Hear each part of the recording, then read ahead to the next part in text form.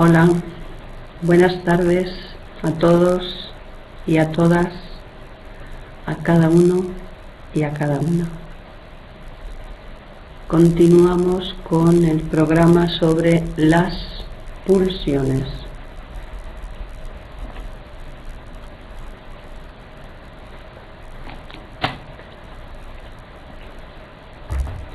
Mientras esperamos,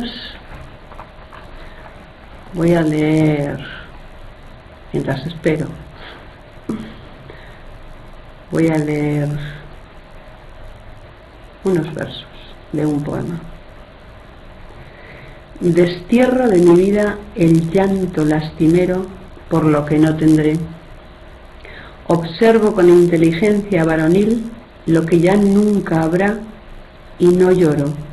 No maldigo haber nacido hombre, ni que hayan existido antes de nacer las veredas, el canto, el sexo abierto, la locura, las calles alumbradas, el terraplén, los pájaros cayendo, que hubo antes de mí hermosas mujeres que amaron a otros hombres, tuvieron otra piel. Como introducción a nuestro gran tema, las pulsiones. Parece que nadie llega.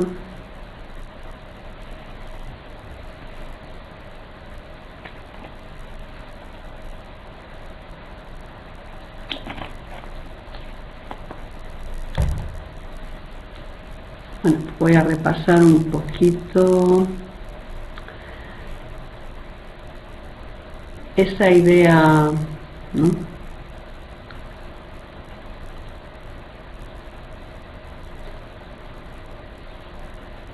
La idea de una libido, o sea, la idea de que no somos un cuerpo sustancial, que no somos un cuerpo extenso, una res extensa, ¿no? Kant hablaba de res extensa y de res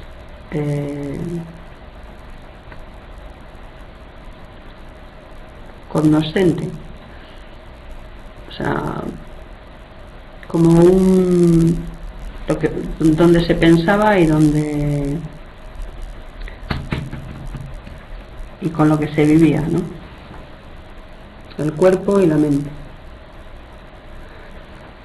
Pero el psicoanálisis piensa que el cuerpo es una res, una cosa, res es cosa en latín, una cosa gozante. Por eso que la manera de enfermar o la manera de sanar tiene que ver con el cuerpo gozante. Y cuerpo gozante sea el cuerpo social, el cuerpo físico o el cuerpo psíquico, sea el cuerpo imaginario, el cuerpo simbólico, el cuerpo real. Ese anudamiento de todos ellos que es el cuerpo. El cuerpo es algo complejo, ¿no? Está hecho de palabras, está hecha de palabras, de pactos, ¿no? Es raro que no entre nadie, ¿eh? Me sorprende. ¿No será que lo he abierto mal?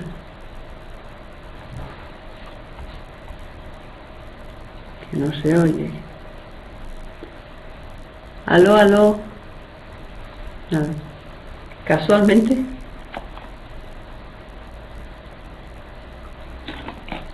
hoy no entra nadie.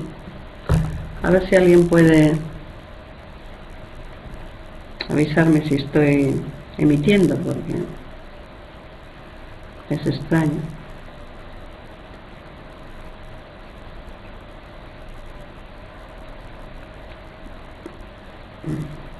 Voy a mandar un mensaje.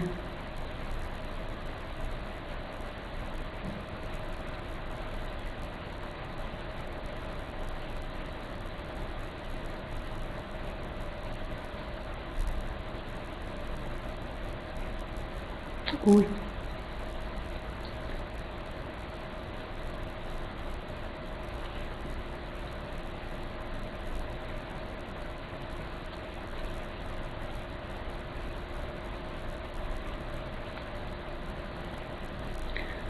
Sigue sin entrar, es extraño. Igual se está grabando todo esto.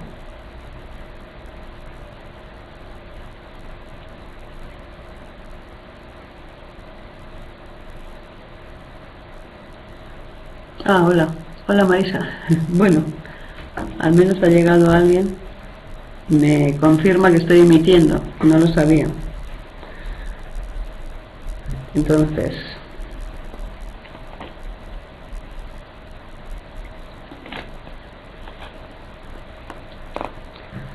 decía eso, ¿no? Ese cuerpo gozante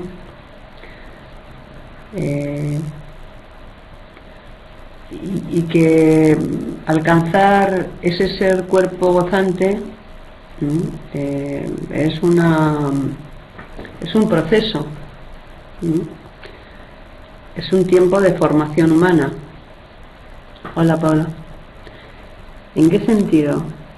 Pues que uno no nace con un cuerpo gozante, uno se hace.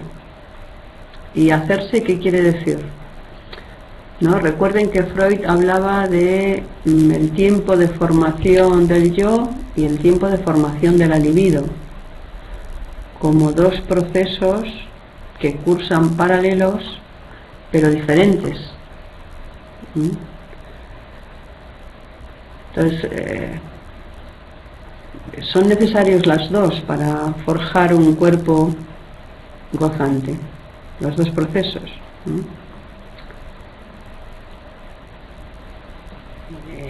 Y también los procesos de identificación a los significantes necesarios para constituirse como cuerpo y como cuerpo gozante. Entonces,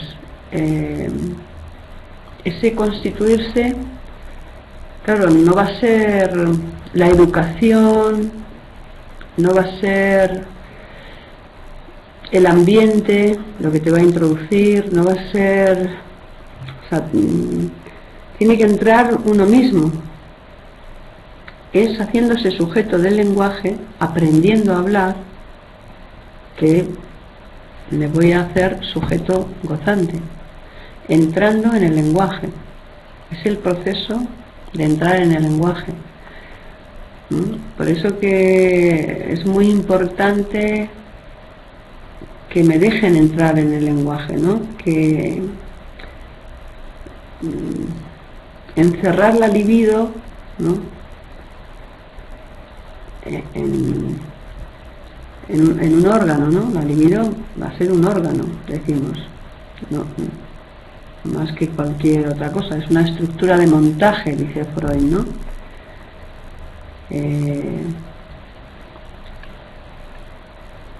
Está articulada como un montaje, es un borde cerrado, hablamos de zona erógena, no es del orden de la descarga o de la carga. Gracias, Paula. Sino que era una evaginación de ida y vuelta de un órgano. Un órgano irreal, pero es un tipo de órgano, es como cuando hablamos de los números irracionales, o los números los complejos, los que la I latina, ¿no? Que era un número. Entonces,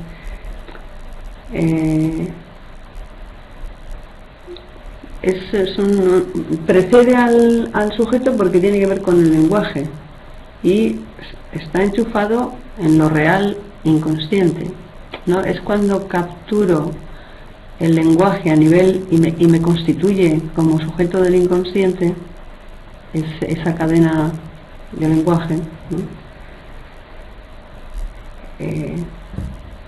Ahí, a la vez, inconsciente y pulsión nacen, ¿no? La libido va a representar esa parte del viviente que se pierde al reproducirse o al producirse por las vías del sexo. Y como la libido es un poco terrible, la libido, ¿en qué sentido? Que me puede encerrar a mí, me puede ahogar, me puede asfixiar, me puede impedir. Por eso que la tengo que encerrar en mí, yo soy la fuente de la libido, ¿no? Eso que Freud expresa muy bien cuando habla de que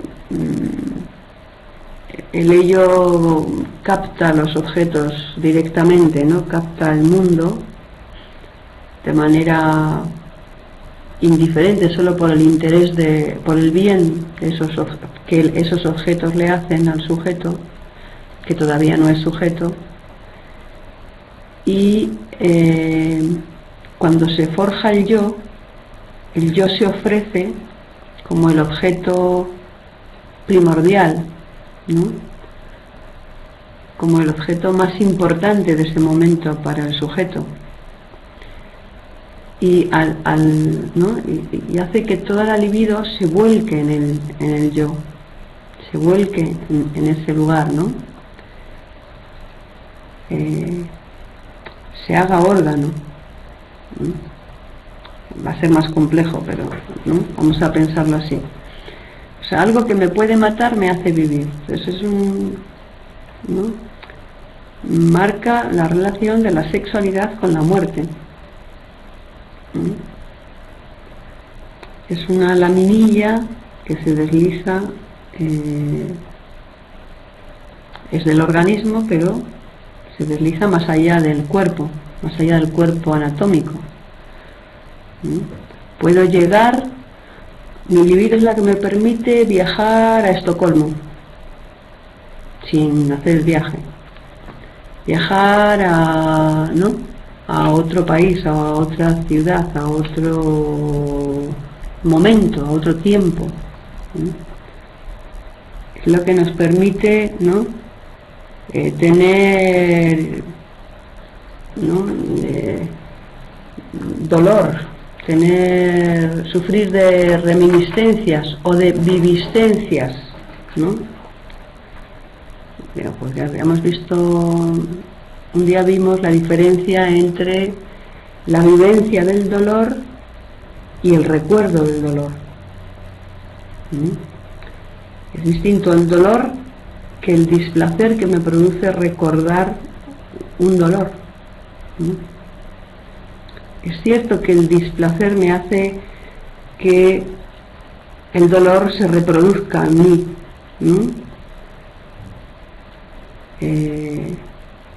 y si la fuente de mi dolor ha sido un semejante, un prójimo,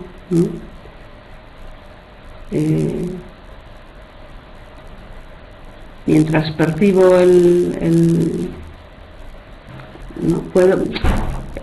me lo pueden producir diversas situaciones, pero siempre interviene algún prójimo, ¿no? El prójimo sabemos que es nuestro objeto de satisfacción, nuestro objeto de hostilidad y nuestro único auxiliador.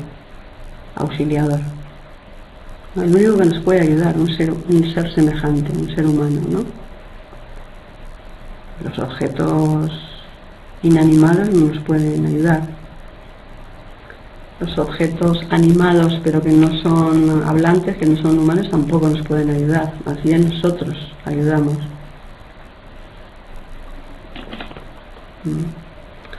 Pero, digo, cuando yo recuerdo el dolor, me pueden pasar dos cosas. Me puede pasar que lo recuerde de tal manera que es como si lo viviera, ¿no? Sufro de viviscencias, lo vivo, o sufro de reminiscencias, de recuerdos, ¿no? Se acerca alguno de los elementos que me producen dolor y yo me defiendo de ello. O sea, de los recuerdos me puedo defender, pero de la cuando lo vivo, yo no me puedo defender, lo vivo, lo sufro, ¿no? Son dos formas del movimiento pulsional, pero que existen las dos, ¿no? Como sabemos que hay dolores ya muertos, ya póstumos, y que sin embargo son esos que se presentan inesperadamente, ¿no? Y duelen. No solamente duelen, sino que son traumáticos, porque yo no tengo la expectación necesaria para esperarlos, ¿no?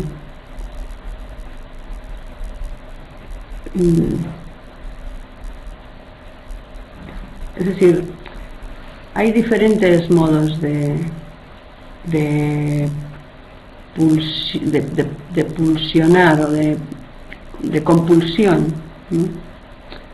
Recordemos también cuando las ideas, los recuerdos, las reminiscencias histéricas, ¿no? Los recuerdos muy nítidos, las ideas hiperintensas, histéricas, que tienen que tener condiciones, porque uno puede tener recuerdos muy nítidos, unas ideas muy hiperintensas y ser normales. ¿Qué diferencia hay entre una idea hiperintensa, histérica, y una idea hiperintensa normal, ¿no? La histérica siempre es un poco extravagante, son recuerdos o representaciones que no producirán ningún efecto a otras personas, ¿no?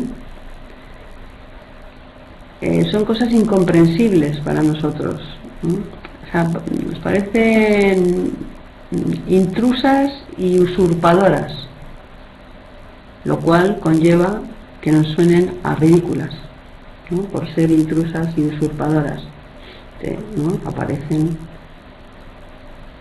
como invadiendo nuestro pensamiento, como intrusas, ¿no? O sea, incomprensibles, imposibles de elaborar o de darle un sentido, y incongruentes, no le vemos los motivos de por qué pensamos eso, ¿no? En cambio, las ideas hiperintensas normales, ¿no? Que son las que, digamos, hacen que el yo sea, el carácter del yo, la forma de pensar aparentemente, ¿no? La forma de creer en nuestros recuerdos, porque nos suenan, ¿no? De una manera que son congruentes, que conocemos sus motivaciones, ¿no? Pero cuando una idea que uno considera normal persiste, pues claro, pierde su congruencia, pierde el sentido. ¿Por qué continúo pensando esto si ya no se me tenía que haber pasado, ¿no? Digamos, hay un tiempo necesario para que un recuerdo se produzca. Si permanece en mi pensamiento, me sorprendo, ya pasa a tener categoría de reminiscencia histérica, de intrusa invasora, ¿no? Y es señal de que hay una neurosis simple, una pequeña neurosis está en juego, ¿no? Entonces, es como una compulsión a recordar, ¿no? Toda idea hiperintensa, histérica, conlleva una compulsión a presentarse, ¿no? Tiende a una compulsión a la repetición. Una de sus características es, ¿no? O sea, hay una persistencia, hay una compulsión a la repetición, ¿no? Y siempre son imágenes y ideas que yo previamente he divinizado. O sea, porque la única característica es como con los sueños, ¿no? Freud dice, uno sueña siempre con personas o objetos o situaciones, las usa para decir otra cosa, pero son conocidos míos, son elementos, he contratado a los actores y a el atrezo, todos los objetos, todas las imágenes de mi sueño ya estaban previamente libidinizadas por mí para poder usarlas en mi sueño. Entonces tienen esa característica, ¿no? Los elementos son propios, es mi relación con esas imágenes que aparecen en los recuerdos nítidos, en las ideas hiperintensas, estas reminiscencias, ¿no? Persisten en una capacidad de persistencia y una compulsión a la repetición, ¿no? Dice, pero no, entonces Freud plantea que a cada compulsión le corresponde una represión, ¿no? Para cada irrupción excesiva a la conciencia, ¿no?, hay una amnesia correspondiente, un olvido, ¿no? O sea, la represión condujo a la compulsión. En toda compulsión, ¿no?, en toda compulsión a la repetición, cuando algo se repite, ¿no?, algo hay reprimido, ¿no? La compulsión de repetición es una forma especial de recordar, dice Freud, ¿no? Eso, ¿no? Porque claro, podríamos decir que la reminiscencia es una forma de recordar, pero no sabemos de qué se trata. Es un texto manifiesto, tiene que ser trabajado con asociación libre, con interpretación, ¿no?, en transferencia. Es decir, claro que entonces, si uno piensa las cuestiones dentro de un cuerpo gozante, y un sujeto gozante y deseante, lo que le pasa viene de su deseo y de su forma de gozar, porque la realidad es muy semejante para todos. Y lo que se diferencia es la forma de afrontarlo, la forma de cómo me impacta a mí la realidad, ¿no?, y qué hago con ese impacto. Cómo me impacta la realidad exterior y cómo me impacta mi realidad inconsciente, ¿no? Es decir, que somos los mayores desconocidos para nosotros mismos. Pero la pulsión y el deseo nos permite pensar cualquier efecto que se produzca, bueno, ya decir efecto, cualquier cuestión que se produzca en un sujeto es efecto del trabajo de la pulsión y del trabajo del deseo, ¿no? No es que eso va a ser causa de lo que me pasa, ¿no?, sino que eso ya es resultado, ¿no? Mi manera de afrontar ciertos significantes, ¿no?, es diferente a la manera de afrontar de otro sujeto esos mismos significantes. Que los significantes humanos, lo que es significante para un ser humano es semejante, pero es diferente la forma de responder, la forma de afectar o rechazar, la forma de rechazar, la forma de, ¿no?, de recibirlo, de darlo, ¿no?, de todos los verbos van a estar en juego de forma diferente, ¿no? ¿Por qué? Porque siempre todos tenemos que pensar con pulsión de vida y pulsión de muerte, con esa, ¿no? Primero hablaba Freud de pulsiones del yo y pulsiones objetales, detrás de las cuales siempre están la pulsión de vida, ¿no?, que tiende a la unión, ¿no?, cada vez más amplia, ¿no?, y la pulsión de muerte o de destrucción, o sea, es tendente, la pulsión de vida es tendente a la unión y la pulsión de muerte es conducente, dice por ahí, a la disolución de todo lo viviente. a la separación. Y la libido es la manifestación energética de la pulsión de vida. La pulsión de muerte es silenciosa, no hay términos para ser definida, es puntuación, no es energía.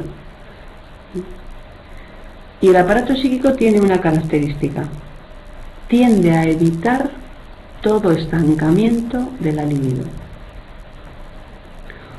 Una posición neurótica, una posición psicótica, una posición depresiva, cualquier padecimiento del ser humano produce que se estanque la libido, un estancamiento de la libido, ya sea en el yo o en el objeto. Lo que pasa es que en esa manifestación de que sea en el yo o en el objeto, no quiere decir que sea en ese objeto o en mi yo, porque yo puedo estar identificado a una persona y ese en mi yo, ¿no? Cuando decimos que en la depresión la sombra del objeto ha caído sobre el yo, mi yo está identificado a mi objeto, he transformado una elección de objeto en una identificación, pues ya el estancamiento está en un objeto, aunque parezca que está en mi yo. O cuando yo amo narcisísticamente y tengo mi libido estancada en un objeto determinado, en una persona, en un prójimo, ¿no? Pero resulta que es mi imagen, esto está en el lugar de mi imagen, me amo a mí mismo ahí, es una elección narcisista. Generalmente ese tipo de elección, cuando me abandona o cuando lo pierdo, a ese objeto donde, ¿no?, estaba estancada mi libido, al tener que transformar esa elección de objeto en una identificación, ¿no?, también, ¿no?, es una identificación, pero estoy allí. Entonces, en los enamoramientos, ¿no?, decimos hay un vaciamiento del yo, me siento vacío, solo me interesa mi objeto, pero solo me intereso yo como objeto. O cuando parece que no me interesa el otro, resulta que estoy muy ensimismado y resulta que es que estoy identificado con alguien. Por eso la necesidad de analizarse para un psicoanalista, porque uno se puede identificar con un paciente, porque te llama mucho la atención una posición psíquica, y para entenderla uno tiende a identificarla. Y comprenderla y tal es por medio de la identificación. Lo que pasa es que si tu libido está plástica, como debe ser, vas, te identificas, conoces y vuelves a ti, ¿no? Lees, identificas en lo que estudias y es una no va y viene, es pulsional, es un órgano mío de cada uno y con él trabajo. Con la pulsión me identifico, con la pulsión me desidentifico, o hago el proceso de ida y vuelta. Que el problema es tener, ¿no?, el aparato psíquico siempre con su tendencia a evitar todo estancamiento de la libido. Pasar de una situación a otra, pasar de antes del programa a este programa, pasar del programa a la siguiente tarea, pasar de un paciente a otro paciente, pasar de un libro a otro libro, ¿no?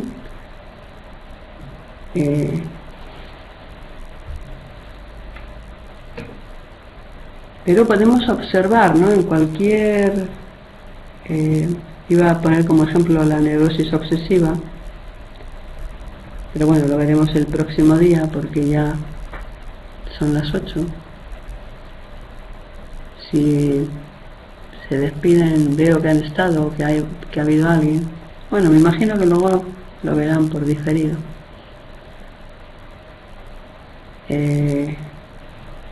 Muchas gracias a los asistentes y a los asistentes de ahora y los de después. Gracias a ti, Paola, gracias a ti, Marisa. seguimos con el tema, ¿no? Que son temas interminables en el sentido dignos de seguir estudiándose. No hay posibilidad de atraparlo, sino de trabajarlo. Hasta la próxima.